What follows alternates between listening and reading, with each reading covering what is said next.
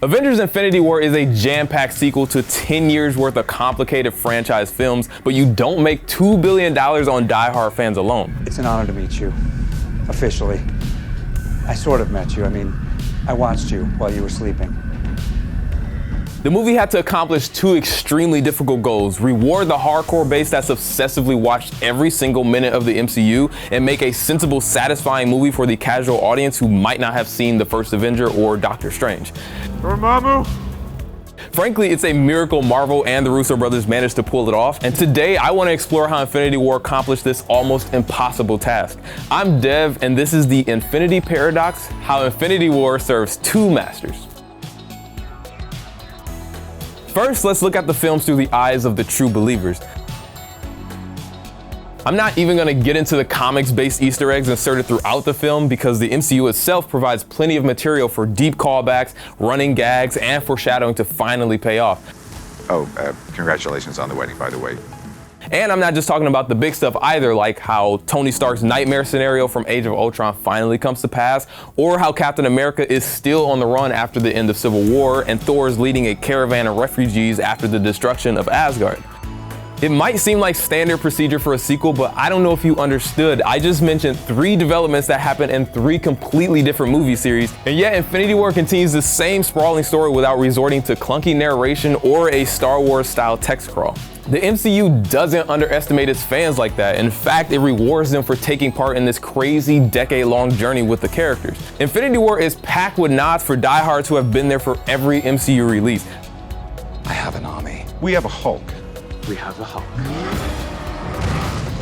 From Peter Parker accidentally making his teammates feel like old heads. Hey guys, you ever seen that really old movie? Empire Strikes Back? Jesus, Tony, how old is this guy? I don't know, I didn't carbon date him, he's on the young side. Okay, did you ever see this really old movie, Aliens? And Rocket's knack for stealing knickknacks, mainly prosthetic limbs and eyeballs. That dude there, I need his prosthetic leg. His leg? Yeah. God knows I don't need the rest of him. Look at him, he's useless. Okay, how much for the arm? Oh, I'll get that up. The movie relishes in shoutouts to the day ones without dragging down the narrative for everyone else. I'm sure some fans were disappointed that Natasha and Bruce's romance wasn't front and center. Some fans. But this just wasn't the right movie to resolve all that simmering tension. And besides, Falcon said all that needed to be said. This is awkward. A movie can't succeed on fan service alone because otherwise it will just be Solo.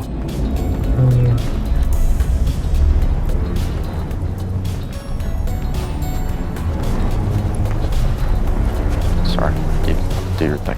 The underperforming film was filled with deep cuts to the Star Wars universe, but regardless of whether you liked it or not, it made about $1 billion less than The Last Jedi. The MCU's big innovation was figuring out how to please die-hard fans and condense decades of comic book plotting into a streamlined experience for the casual crowd. Next to the trillions of lives lost, the most shocking moment of Infinity War was the reappearance of the Red Skull after 14 movies and 7 real-life years. But if you missed Cap's first film, the big reveal of the Stonekeeper probably wouldn't mean that much to you. He's just a creepy skeleton man in a cloak. And honestly, that's enough. If this movie was made in the 80s, he'd be a random animatronic whipped up by the Jim Henson studio or the old night guy in The Last Crusade. Just a cool character that moves the plot along, gives our heroes someone to talk to, and gives the audience something interesting to look at. The story is structured so you don't actually need to know anything about him. If this was Cap or Bucky seeking the Soul Stone, they'd have to address the whole working with Nazis and founding Hydra deal. There's too much history there. But in a movie, only Gamora and Thanos encountered the Red Skull, 2 aliens who have probably never even heard of World War II. The hardcore fans know who Johann Schmidt is, and he provides just enough backstory so the audience understands there's more there if they care to dig. But the Stonekeeper stands on his own. Floats on his own. In a movie as long and packed as this one, there's no time for exposition unless it's absolutely necessary, and when there's no other choice, Infinity War has a brilliant built-in solution. In order to accommodate the massive cast of characters and give them all something to do, Infinity War splits them into smaller groups and lets them play out their own piece of the adventure.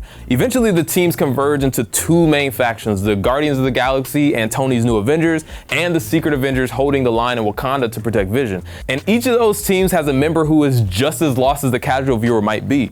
The Hulk has been in space since Age of Ultron, so he missed out on Tony and Steve's little tussle, and has no clue who Spider-Man and Ant-Man are, just like the viewers who might not have seen those movies. So when Tony catches him up on what went down, the audience gets up to speed too, without a massive exposition dump. Similarly, the Guardians, with the exception of Star-Lord, have never been to Earth. They don't know the Avengers. I am Groot! I am Steve Rogers. And the Avengers sure don't know about the dance-off from Guardians 1 until Drax tells them and us. What dance-off? It's not. Like in Footloose, the movie? Exactly like Footloose. One of the most exposition-heavy scenes comes from Rocket and Thor's heart-to-heart. You said your sister and your dad, Both dead. but still got a mom, though? Killed by the Dark Elf. It's the closest the movie comes to here's a bunch of info in case you didn't see The Dark World, which I don't blame you for at all. This guy is just like lost everything. That sort of imbues him with that underdog quality that you then becomes the heart of the movie and you start to root for, and you believe is sort of the energy that's going to carry you into the climax. So that pairing, I think, was very interesting on that level because they sort of share that DNA. The two characters compare past traumas as they prepare for the battle with Thanos ahead. It's a little on the nose, but it's an amazing bonding moment between the two characters, and with the lighthearted, self-aware tone, fans don't feel like they're being talked down to, and new audiences don't feel bad for missing the worst reviewed entry in the MCU. So dead brother, huh? Yeah, it could be annoying. Well, he's been dead before. The movie doesn't have a lot of room for characterization, but Thor arguably gets the most love here. He has an arc, he grows, and his journey keeps the first of its kind film grounded with a more traditional plot thread.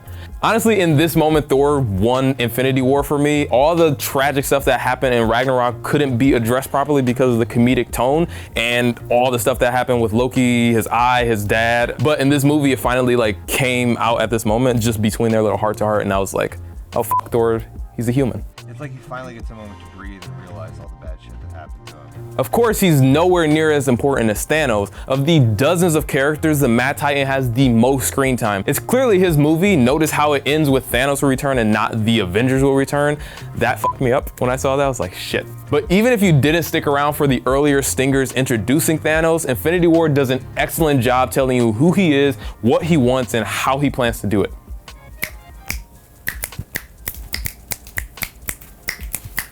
Trillions dead. Thanos is a focal point, and thanks to clever tricks and strong characters, you don't need to have seen all the previous movies for Infinity War to make sense, which is a huge part of its crossover appeal.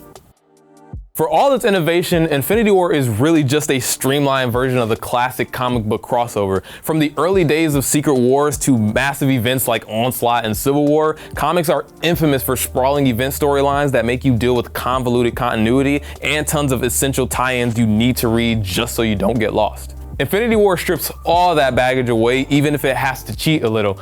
At the end of Guardians 2, the gang had joined up with Kraglin and were blasting off in the remains of the Ravager ship. But when we meet them in Infinity War, they're back to the old status quo with a new ride and Yondu's first mate MIA. Granted, Volume 2 took place 4 years prior, but Infinity War begins at max a few hours after the Ragnarok stinger.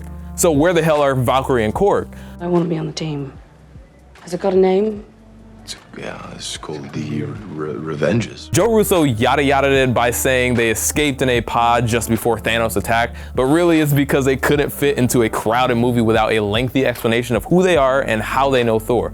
Ideally, we would have gotten to see that moment, and maybe we'll see it in part 2, but Infinity War asked a lot of its audience, and instead of getting bogged down in the dirty details that makes comics themselves tough to approach, the movie gives us the best parts of a crossover event without all the headache.